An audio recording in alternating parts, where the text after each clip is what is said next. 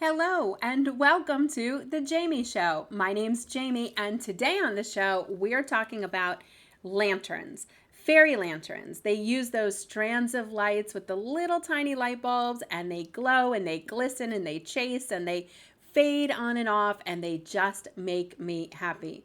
Do they make you happy too? If they do, you might want to make a lantern just like this one. The great news is it reuses a lot of things you probably already have at home. So there's very few things you'll have to buy. The one most important thing is a strand of fairy lights. So check your drawers. Did you buy a few and maybe you didn't use them all? Maybe you already have one. This one happens to just be on wire and it's a tad tangled, but no worries, I'll figure it out. And it's the kind that runs on a battery box. This one uses 3 AA batteries, and you simply turn it on to whatever of the, really the ways you want it to go. So there's different modes here. So it can chase, it can twinkle, it can fade in and out, and it can just be steady on. So whatever way you like it. Of course, for my dragonflies, I kind of wanted to look like, you kind of trapped a bug in a jar and they were blinking on and off like those lightning bugs and things. So I went with the slow blink on and off.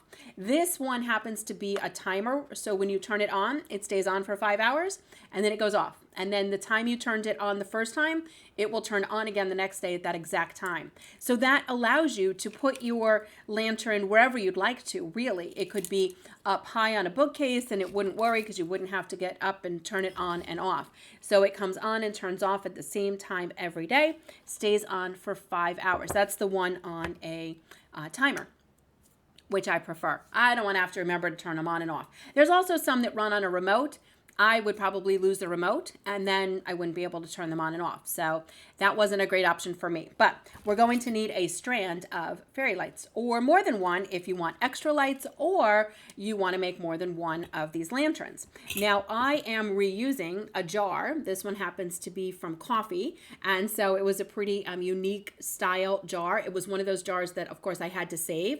So I rinsed it out and I used a scraper to get my label off, and now I have a jar, so I'll be able to reuse it. One thing I will tell you that is so super important is to make sure that your battery pack fits into the mouth of your jar, because if it doesn't, it's going to hang out the back.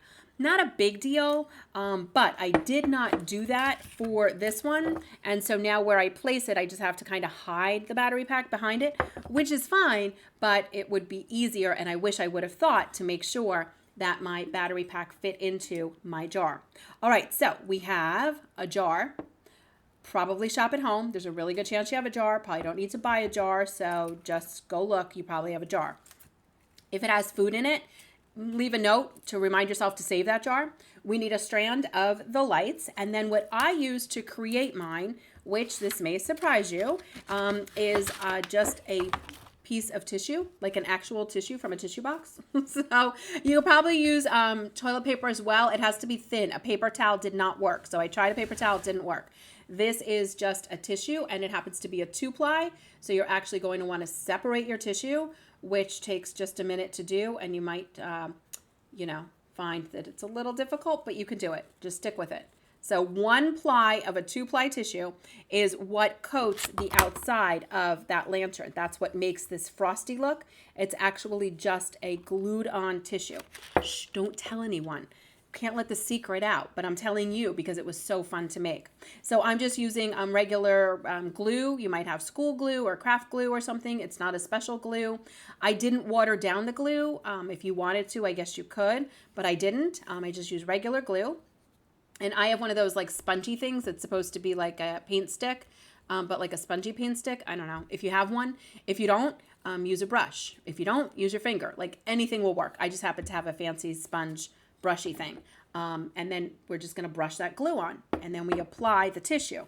Now, before we do that, and then we let it dry, of course. But before we do that, you may want to have a design from the inside. So basically what I did for mine, for my dragonflies, can you see inside here? I cut dragonflies out from a piece of paper and then I glued them into that inside of the jar. Can you see that? That's what I did there. So that is a dragonfly printed in a dark ink, like a black ink. Otherwise, it's not going to show through. And then I did grass and I just kind of cut the grass and put it in there. That was difficult. That took some time. but it was fun. So I didn't mind, but it took some time. All right. So like, say you wanted to do a butterfly. So you would just print out your design, whatever it is, and then you'll cut right along the edge. Now, if I cut between here, I would get light shining through. And if I don't, it'll be a little dull, whichever way you want it to look. It's totally your choice. It's just sort of a personal preference. So you've got to cut out. So you're just going to kind of trace the actual design of whatever you wanted it to be. So it could be a fairy, it could be a butterfly. Mine happened to be a dragonfly, the one I made before. You might want to do initials. That would be fun if this was like a gift, like a housewarming gift you were giving to someone. You could do their initials or their last name or a word. What if you did a word? You could do the word love or happy or smile or any word that really speaks to you. You could do a word. Now you could do things all around the jar. If you wanted to be able to turn the jar, you could do different things on different sides of the jar. You could just do one thing, whatever you feel. Listen, there's no right or wrong here. It's just, your creativity. So whatever is going to make you happiest. So I'm just cutting out the butterfly so that we'll be able to glue that little butterfly right into the jar before we then cover the jar with our tissue. And then we let it dry, and then we have a lantern. A really fancy, fun, easy, pretty easy, right? Like, I don't know, I'm not like a particularly crafty person, but stuff like this I can do. Don't talk to me about crocheting or knitting. My sister, who is like a master with the needlework, tried. It didn't go very well. There was a lot of counting. You had to keep track of things. I didn't find it enjoyable in the least. This sort of thing where it's sort of like, yeah, do whatever. That I can do. When you have to like focus and plan and count and, no, count me out. So that was not my thing. All right, so we have our butterfly. See, our butterfly is all cut out. She's pretty tiny. So I didn't cut between her because then I'd have to reassemble her inside, and that seems like a lot of like things that could go wrong because then I could have like one wing going this way, one wing going that way. So just we take the glue, regular like craft glue, and now you are gluing the dark side of this. Remember, if it's not dark, it's not going to show through. So it needs to be printed in a dark, like a black ink or a very dark ink. So I've applied the glue to the side that you want facing out, which is the dark side, not the light side, the dark side. Ooh, she's already like bending her wings and flying away. Then we've got to get her into the jar in the right position wherever you'd like her to go. So I'm just applying her kind of right here. I don't know if that's right, but again, it's crafting. You can't really do it wrong. So that looks pretty good, don't you think? I think that looks pretty good. All right, so we've got our butterfly in place. We're just going to give her another little touch to be sure she's really in place. Oh yeah, she seems pretty stuck in there. I feel like she needs a name. So that's going to dry clear, so don't worry. That's going to dry clear, so no worries there. So we'll give that a minute to keep drying as we prepare our glue situation. So we now need to apply glue to the outside of the jar, which is then going to give us that frosted look. Now I will say, some people will do this jar and they will remove the tissue from where they've put the design because they want it to be more of a clear view to see what's inside, and you can certainly do that if you want. I prefer frosted all around.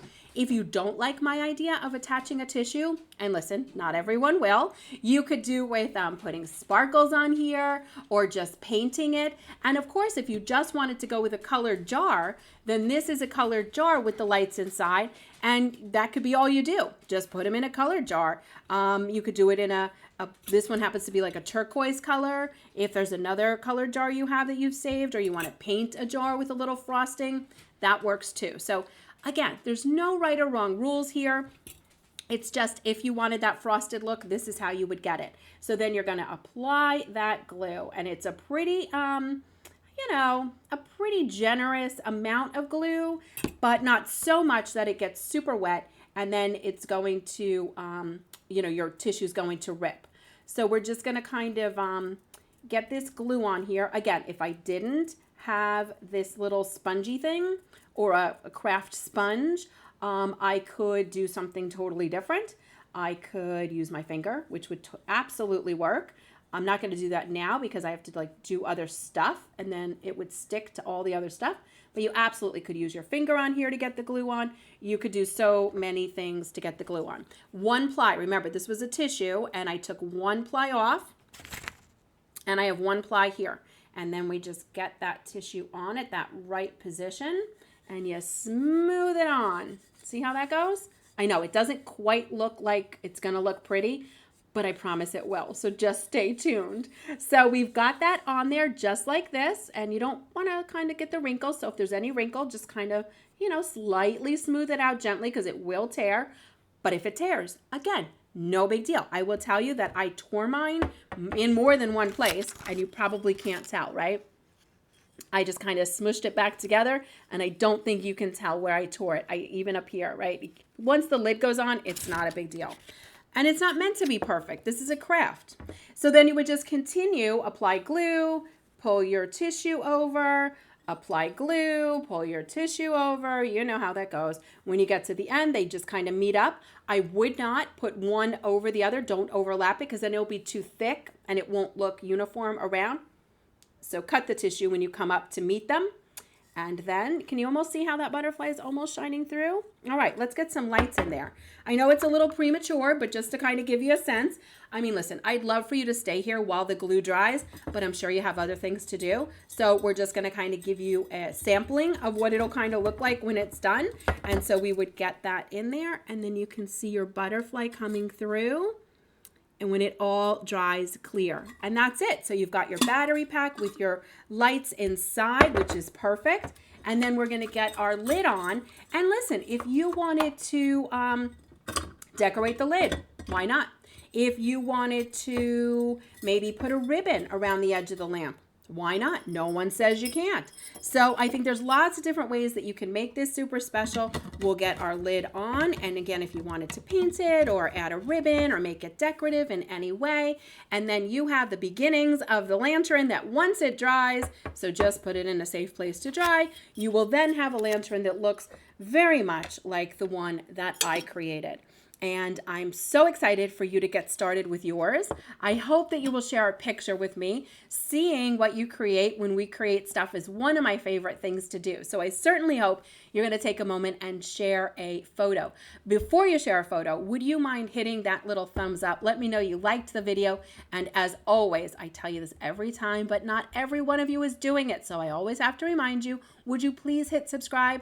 That makes my numbers go up and it is a huge help to the channel and I really, really appreciate it. So thank you for that. I can't wait to see what lanterns you create, what light you bring into your home, what products you can reuse in making your craft. So it is a win-win across the board. Well, happy lantern making and I'll see you back here next Wednesday. Take care.